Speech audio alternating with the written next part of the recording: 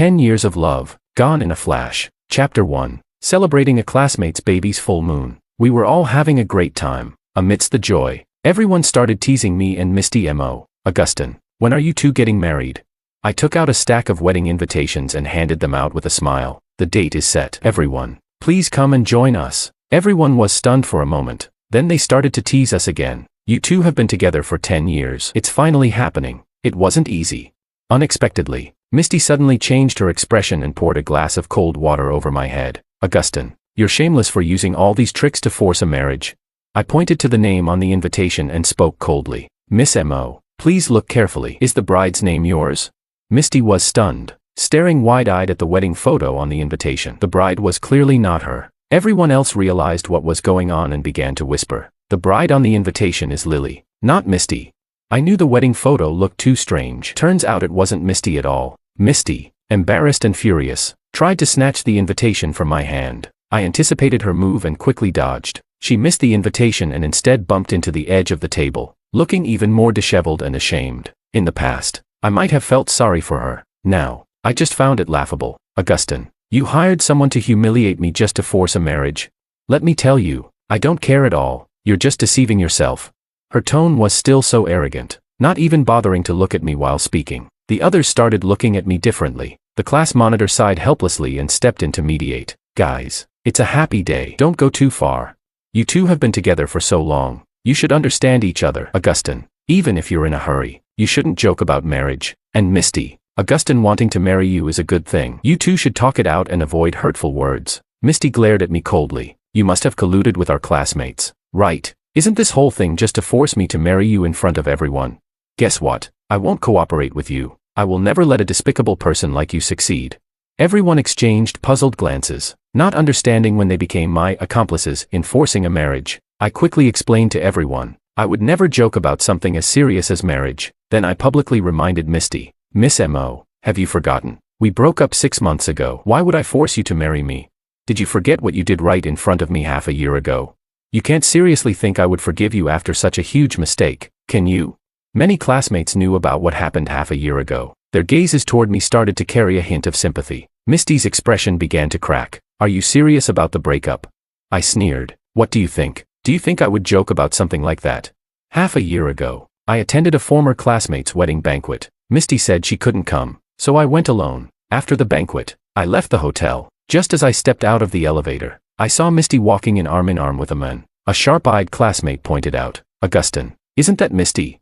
I shook my head, denying it. How could it be her? She's at home getting my bath ready. My classmates burst into laughter, saying how lucky I was. After they left, I quietly followed Misty. I watched her walk arm in arm with the men into a hotel room. Before they could close the door, they were already embracing each other. The men chuckled. Senior, aren't you afraid your boyfriend will find out? Misty sneered. So what if he finds out? Would he dare leave me? The men teased. Yeah, you're so bad. I love it, but let's be careful. Misty's hand slid down the man's chest. Coward, even if he finds out, I'll just explain a bit, and he'll definitely forgive me. Don't worry, just take good care of Gia. I couldn't take it anymore and kicked the door open. Misty, we're breaking up. With that, I turned and left. Chapter 2. I thought Misty would at least pretend and chase after me to explain. However, all I heard were mocking voices behind me. Misty, aren't you going to chase after your boyfriend?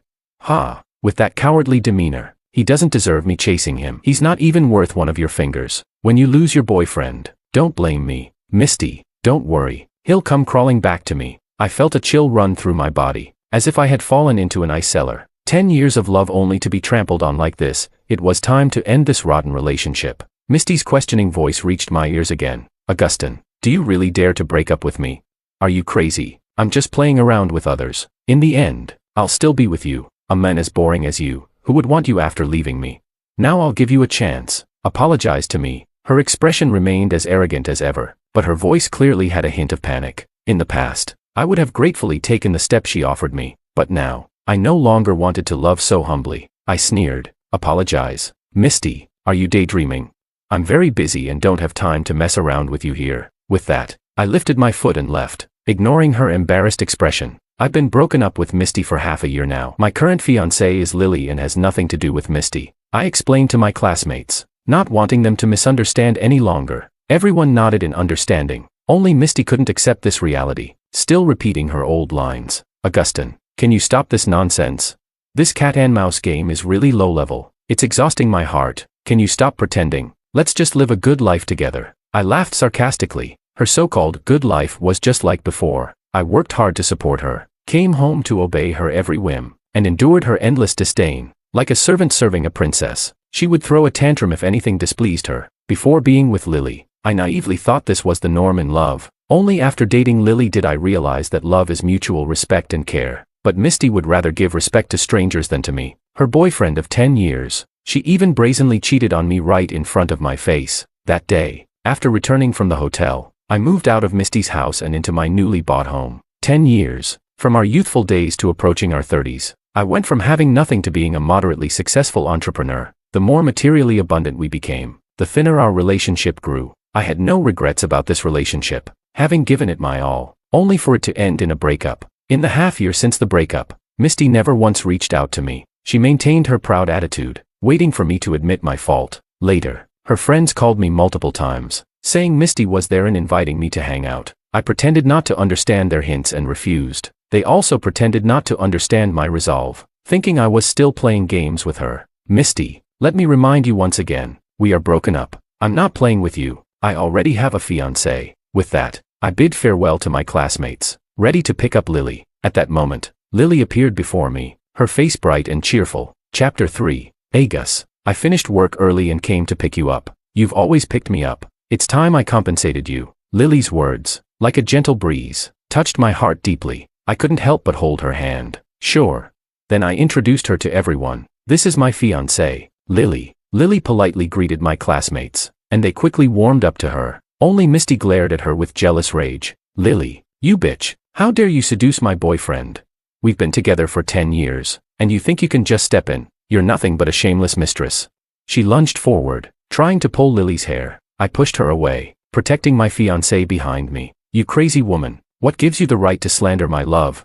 Misty burst into tears. Agustin, how can you treat me like this? Don't forget, you swore to protect and love me for life. I didn't have time for her. My attention solely on Lily. Lily's face was pale, her body trembling. I picked her up and walked away. Misty blocked my path, continuing her nonsense. Agustin, explain yourself. What do you mean by this? Are you trying to provoke me with Lily? Do you think I don't have other men? She then deliberately picked up her phone and dialed someone. Hey, Junior, come pick me up at the hotel. Ha, she thought this would get to me, but all I cared about was Lily. I coldly looked at Misty, my tone devoid of warmth. I've made it clear, we have nothing to do with each other anymore. Lily is my love. Step aside. Misty stared at me, tears streaming down her face. I ignored her and left with Lily. Lily wasn't feeling well, so we canceled our dinner plans. I put her in the car and sat her in the passenger seat, my tone anxious. What's wrong? If you're not feeling well, I'll take you to the hospital. Lily clung to me, crying softly. Agus, I'm not the person she says I am. I decided to be with you only after you two broke up. I didn't intentionally seduce you, nor do I want to be the other woman in your relationship. I stroked her head, comforting her with concern. I know what kind of person you are. We've known each other for years. How could I be swayed by her words? With my comforting, Lily slowly calmed down. I took her back to our home, where we made dinner together. Usually, she cooked, and I came home to a delicious meal. Tonight, since I was home early, I showed off my cooking skills. Lily helped me and looked at me with admiration. Agus, I didn't expect you to be so good at cooking. What's the big deal? I've been cooking since I was 16. As I boasted about my culinary skills, Lily suddenly hugged me from behind, her voice filled with heartache. Agus, from now on, let me handle these things. You've worked hard all these years, balancing work and house chores. Hearing this, my eyes welled up. For 10 years, I had worked tirelessly to support Misty, while also cooking 3 meals a day for her, but she never cared or appreciated me. Instead, she criticized me daily. As I was reminiscing about the past, Misty called me. Tomorrow is my mother's death anniversary. You better kneel in front of her grave and beg for her forgiveness. Chapter 4. My face turned pale. Every time Misty used her mother to threaten me, I would give in. This time was no different. After hanging up the phone, I lost my appetite. Lily looked at me cautiously, hesitating several times before speaking. Agus, did something happen? Is it related to Misty? I nodded. It is related to her, but don't worry, I'll handle it soon. To avoid worrying Lily, I forced myself to eat a few bites of food. That night, I tossed and turned, unable to sleep. Feeling sorry for me, Lily started singing a lullaby. At first, I wanted to laugh. After all, I'm not a child who needs to be soothed like this. But as she gently patted my back and hummed a soothing tune, my worries slowly faded. I slept well for the rest of the night. The next morning, Lily had already left for work. She had prepared breakfast and left it in a warming tray for me. She also left a note, reminding me to eat well and rest. Such tenderness touched my heart deeply. But thinking about today being Aunt Mo's death anniversary, I had no appetite. I didn't go to the office all day. Fortunately, the company could run smoothly without me. Misty called countless times, but I didn't answer. It wasn't until the afternoon that I finally left home. As I did every year, I bought some offerings and went to Aunt Mo's grave to pay my respects. Misty was already there, waiting for me. Seeing me, a flash of joy crossed her eyes, but it was quickly replaced by arrogance and disdain. "Neil, do you think you deserve my mother? My mother kindly took you in, worked hard to raise you, and died early because of you. And how do you repay her? By being with another woman. Have you forgotten that you promised her on her deathbed to take care of me for life?" I ignored Misty and quietly placed the offerings. I lit incense and candles for the old lady. After finishing these tasks, I knelt silently in front of her and kowtowed several times. I knelt before Aunt Mo out of respect and gratitude for her. It had nothing to do with Misty. When I was 10, my parents died in a car accident. None of my relatives wanted to take me in. I thought about joining my parents. Thankfully, kind-hearted Aunt Mo took me in. From then on, I treated her like a mother. Unfortunately, the good times didn't last long. When I was 16, Aunt Mo passed away due to illness. Before she died, she asked me to take care of Misty until she became an adult. I tearfully agreed, letting her go in peace. Misty, a year younger than me, liked to follow me everywhere, both at school and at home. I took special care of her, loving her like a sister. However, 2 years after Aunt Mo's death, Misty asked to date me. Out of a sense of gratitude, I agreed. From then on, Misty comfortably enjoyed my support. Whenever she did something excessive, I would forgive her for Aunt Mo's sake. After all, she was also a poor soul, having lost her father young and being raised by Aunt Mo alone. After Aunt Mo's death, I was her only family. But my love and indulgence did not earn her understanding. She became more and more unreasonable, trampling on my limits again and again, until I couldn't bear it anymore. If Aunt Mo could see us from the afterlife, she would surely be disappointed by our relationship. Chapter 5. Thinking about it, I kowtowed once more to the old lady. "Auntie, I believe I have fulfilled what you entrusted to me. From now on, Misty will have to rely on herself, but after I get married, I'll still visit you often." With that, I stood up, ready to leave the cemetery. Misty angrily grabbed my arm. "Do you think you can just say a few words and sneak away? I brought you here to repent, not to escape responsibility." "What do you mean she has to rely on herself? Are you really going to abandon me?" "Kneel down. I'll give you a chance to rephrase." Misty pulled at me, trying to force me to kneel in front of the grave again. In the past, when we argued, she always used this trick to punish me. Back then, I cared about her and was willing to comply. But now, how could I still cooperate? "Let go. Stop pulling and tugging at me." I forcefully pushed her away, and she fell hard on her backside. She looked at me in disbelief and, once she realized I had pushed her, started wailing and shouting, "Agustin, how dare you push me? You're bullying me in front of my mother's grave. You bastard. Has your conscience been eaten by a dog? If I had known you were this heartless, I would never have asked my mother to take you in. Ungrateful wretch. I'll expose your despicable actions online." With that, she took out her phone and started a live stream. I grabbed the phone from her and smashed it on the ground. "Misty, wake up. From the beginning, I owed you nothing. Only Aunt Mo. She took me in despite your objections. During those 5 years she was alive, I did my best to take care of her. In contrast, what did you, her biological daughter, do for her? Besides causing trouble outside and upsetting her at home, what did you do?" I pointed at Misty, growing more and more furious. If Misty had been more sensible back then, Aunt Mo wouldn't have been so worried and might not have died so early. Misty listened in stunned silence, never expecting me to be so merciless and lay bare the truth. After I touched her sore spot, she became exceptionally angry. "Agustin, you're a beast. Your words aren't even human. It was you who moved into my home and took my mother's love, making me rebellious. You killed my mother. You ruined me. I became like this because of you. Don't you have any responsibility? I don't care. You must be good to me for the rest of your life, or I'll never forgive you." With that, Misty picked up her phone from the ground and left with a twisted expression. I could no longer care about her fate and silently left the cemetery. Turning back, I saw Lily standing behind me. She ran to me, crying and hugging me. "Agus, you've had it so tough. My heart aches for you," she cried while softly comforting me. I felt warmth in my heart and hugged her tightly. What are you doing here? Did you hear everything just now? Lily nodded, wiping her tears with her sleeve. You were unhappy last night, and I was worried about you. Today I left work early and went to your company, but you weren't there. I remembered today was Aunt Mo's death anniversary, so I guessed you'd be here and came looking. I was afraid Misty would make things harder for you if she saw me, so I hid behind a tree. You won't blame me for taking matters into my own hands and eavesdropping on your conversation, will you?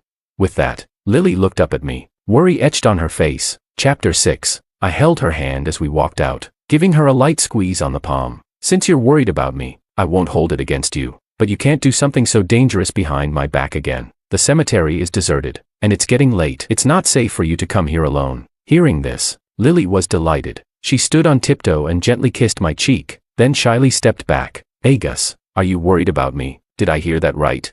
I kissed her back and ruffled her hair affectionately. Of course I'm worried about you. Silly, you're my fiancé now. Lily leaned against me, her voice tender. Agus, with your love, I'm so happy.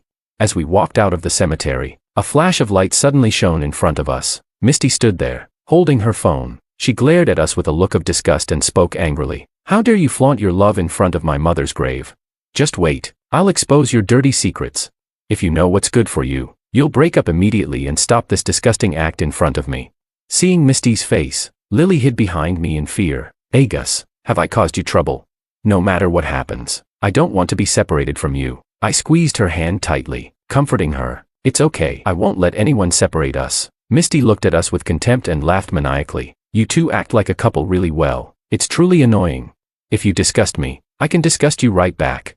Just wait, Agustin. I'll make you crawl back to me, begging for forgiveness. Seeing Misty's deranged expression, I could only shake my head. This woman was becoming more and more outrageous. Given our past, I felt I had to remind her of a few things. Misty, I'll say it again. Lily and I are truly engaged, and you need to accept that reality. We are together not to spite you or to put on a show. Secretly filming us and threatening us is already bad enough. Continue down this path, and you'll be skirting the edge of the law. If you dare to hurt Lily, I won't show any mercy. Hearing me mention my fiancé, Misty gave Lily a jealous look. Vixen, do you think you're worthy of being with my boyfriend? He helped you, and it's understandable that you're grateful and playing along, but don't take it too far, otherwise, I can't guarantee that the bad things from before won't happen again. With that, the mad woman stormed off. Lily suddenly clutched her head in pain and screamed. Why? Why do people treat me like this? What did I do wrong to deserve this punishment from heaven? Sensing something was wrong, I quickly embraced her, offering all kinds of comfort. Lily, no matter what happened in the past, it's over. I'm here now to protect you. No one will hurt you. Rest assured, whoever has wronged you, as long as I can, I'll make it right. I comforted her softly, my mind guessing what Misty might have done to Lily in the past. Otherwise, why would Lily be so afraid every time she saw Misty? Chapter 7. Lily's sudden emotional outburst was clearly triggered by Misty's earlier words. I held my fiancée and comforted her for half an hour before she finally calmed down. Thank you, Agus, for staying by my side during my toughest times. Please don't ask me why this happened now. I'll tell you later. For now, I don't know how to explain it. Let's go home. Agus, seeing the hope in her eyes, I nodded and drove her home. That night, she tossed and turned, unable to sleep. I mimicked her way of comforting someone, gently patting her back. Then, awkwardly, I sang a lullaby. Lily couldn't help but laugh. I'm sorry, I didn't mean to laugh at you, but your singing is really terrible, she explained shyly. I was genuinely happy. Making her laugh was worth any embarrassment. It's okay. Making a beautiful lady laugh is my honor. You can laugh all you want. The more you laugh, the happier I am to sing. With that, I started singing again. Lily, amid intermittent laughter, slowly let go of her worries and fell asleep. I thought she would gradually get better, and our lives would also gradually improve.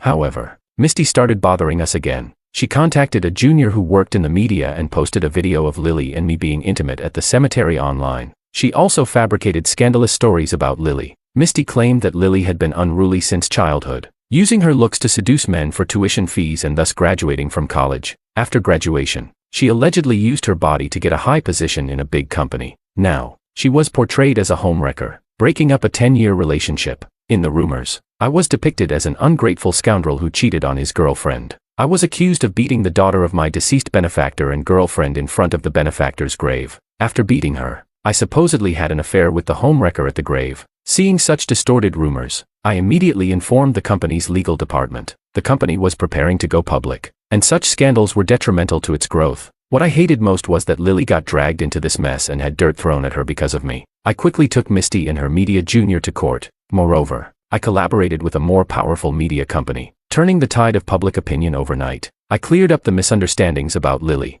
highlighting her years of excellent academic and professional achievements. I also explained the complicated relationship between Mo Auntie, Misty, and me. Of course, I didn't forget to expose Misty's affair with her junior. This left Misty and her junior disgraced. I heard they now had to wear helmets in public to avoid being pelted with rotten eggs. After dealing with these matters, I planned to take Lily on a trip to relax. I hoped she hadn't seen what was online. Even though I had clarified the rumors, and people sympathized with her and admired her strength, malicious words are like nails driven into the skin, removing them leaves scars. I spared no expense to have people remove the defamatory comments about Lily online. However, no matter how hard I tried, someone always brought these comments to her attention. One day, when I came home from work, I heard Misty's abusive voice coming from the open door. "Lily, you bitch, don't you go online? Don't you know that the whole internet learned about your dirty deeds a few days ago?"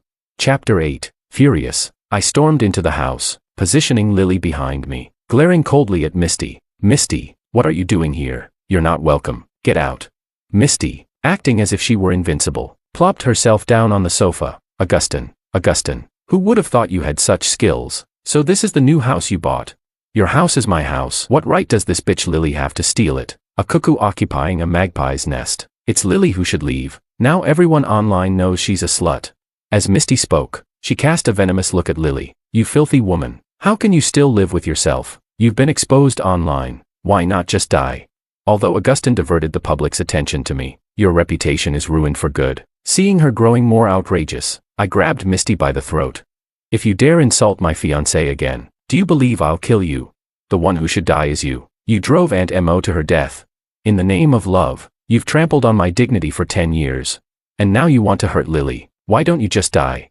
Only with your death will this all end." My eyes reddened with rage, my grip on Misty's throat tightening. Misty's eyes widened in terror, her pupils dilating bit by bit. She kept pleading, "Please, please, let me go." My rationality flickered momentarily, but I didn't want to let Misty off so easily. At this moment, Lily, in tears, rushed over and pried my hands away. "Agus, let her go. It's not worth it for someone like her.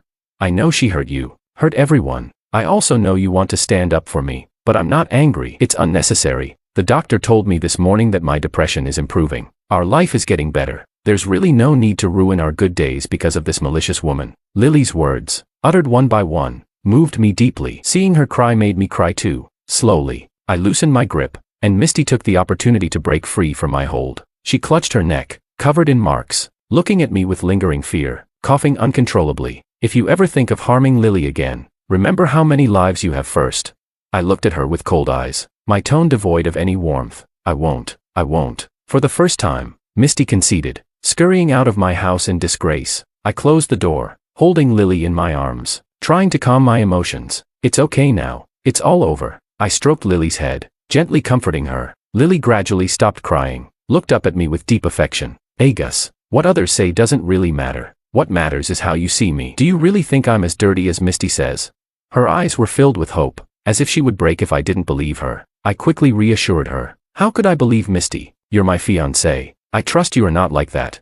Hearing this, Lily's face immediately lit up with joy. "I knew you would believe me. Just now, you fought for me. I believe you love me, perhaps even pity me. But sometimes, trust between lovers is more important than love itself." Chapter 9. I nodded, trying to understand Lily's words. Although I couldn't fully grasp what Lily had gone through over the past decade, I had always felt a sense of trust in her. We were high school classmates. After we were separated into different classes in our sophomore year, she was no longer in my class, but I still heard about her occasionally, such as how she always topped the school exams and won various competition prizes. The most memorable thing was hearing the boys talk about her every month, saying she was voted the school beauty again. I often teased those bored boys, asking why they wasted time voting every month if she was always the winner. The boys would call me a bookworm, saying I didn't understand the fun of rating pretty girls. Many boys even planned to pursue her. Without exception, they all failed. Everyone said she was cold and hard to get, seemingly only interested in studying. Some even said she had a crush on someone.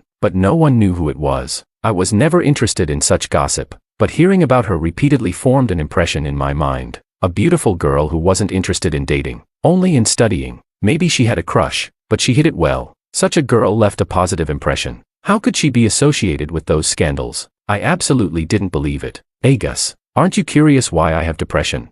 Lily looked at me with wide eyes, full of trust. I knew she was about to share her innermost thoughts. I'm curious, but if you don't want to talk about it, I won't force you. It's your personal privacy. Of course, if you're willing to share, I'd be happy to listen. I perked up my ears, not wanting to miss a word that could help me understand her better. Lily sighed and began to recount the past. It turned out she developed depression after starting high school. She had good grades, was very pretty, and was an upright person. While her excellent and bright personality made her popular, it also sparked jealousy among some girls. Those jealous girls targeted her, spreading various rumors to slander her, using all means necessary. Gradually, even the classmates who had a good impression of her started believing the rumors and began to ostracize her. This isolation eventually turned into blatant bullying. Whenever she was alone, she would either encounter boys who purposely disgusted her or be tortured by jealous girls. Over time, she became afraid to walk alone at night. One time, after an evening self-study session, she missed the time to go home with her friends. Left alone, she was blocked on her way home. A group of girls surrounded her, saying extremely nasty things. Some even started to tear at her clothes, taking humiliating photos of her and sharing them for fun. That night, I happened to pass by and stopped those girls, threatening to call the police if they didn't delete the photos in front of us. Not wanting any trouble, they reluctantly deleted the photos and left. For Lily's safety, I offered to walk her home. It turned out her house was quite close to mine, just 2 streets away. After that, walking her home became a habit for me. For me, it was just something I did on the way, but for Lily, these actions meant the world, even giving her the courage to live. Do you know, before you saved me, I had been bullied by those classmates for nearly a year. I developed severe depression. I wanted to end my life to escape the pain. It was your help that gave me the courage to keep living. Chapter 10. I hugged Lily tightly, gently pinching her cheek with my fingers. Silly girl. It was just a small act of kindness. I didn't expect it to help you so much. I guess it was fate that brought us together. Lily held my hand tightly and continued. Later, you walked me home every day until we graduated from high school. Do you know, those were the happiest days of my life. Walking with you for 10 minutes each day was the closest I got to you. Hearing this, I suddenly realized. So, you liked me since high school. People said you had a crush, and that person was me. Lily nodded shyly. Yes, ever since you helped me, we had more opportunities to interact. I gradually discovered your many virtues and fell deeply in love with you. She lowered her head again, like a shy schoolgirl experiencing her first crush. I found her so adorable that I couldn't help but ruffle her hair. You liked me. Why didn't you tell me? Back then, I wasn't dating Misty yet. Mentioning Misty's name made Lily flinch instinctively, fear evident in her eyes. So, I began to make bold guesses. Did Misty deliberately say I was hers to keep you away from me? Lily nodded. You were often with her, living at her house, and you weren't related by blood. So, I thought you always liked her. When you two started dating, I was even more convinced you loved her. Therefore, my feelings for you remained a secret. I looked at Lily in shock, realizing I had missed out on years of happiness. Before dating Misty, I did have a good impression of her. Later, when Lily gradually distanced herself, Misty proposed we date, and I decided to cherish the one in front of me. I speculated. Did Misty find out about your secret crush on me? Is that why she targeted you? Lily's fearful expression returned, indicating that even mentioning Misty's name triggered a reaction. So, I made another bold assumption. She didn't just target you, she even bullied you. Otherwise, you wouldn't be so afraid of her. Part of your depression must have stemmed from her long-term torment, right? Lily's body trembled as she started crying. I'm sorry, I should have been braver, but I couldn't help being scared. The incident you saved me from was actually orchestrated by her and a group of people to harm me. She's terrifying, and I've never been able to move past it. I hugged Lily, patting her back and comforting her. Don't worry, bad people will get their comeuppance. Justice will prevail. This was not just to comfort Lily but also a promise to her. A decade-long psychological shadow probably needed some measure of justice for healing. I hired the best lawyer, at great expense, to take Misty and her junior to court for slandering us. During this period, I used a private investigator to uncover other harmful schemes they had been involved in. They even conspired to defraud a cancer patient out of nearly $1 million, which could lead to a prison sentence. I handed the evidence to the police and the judge. Later, Misty and her junior were sentenced to 3 years in prison. 3 years. Not too short, not too long. Enough for them to learn a lesson. Since Misty was imprisoned, our lives had become much more peaceful. Lily's mental health also improved significantly. We had a wedding, inviting all our friends and family. 3 months after the wedding, Lily became pregnant with our baby. I touched her belly and vowed to her, I will take good care of this child and not let them suffer as we did. Lily smiled blissfully. With you by my side, I feel like I'm tasting sweetness every day. I smiled too. We are not only each other's sugar but also each other's medicine, healing one another.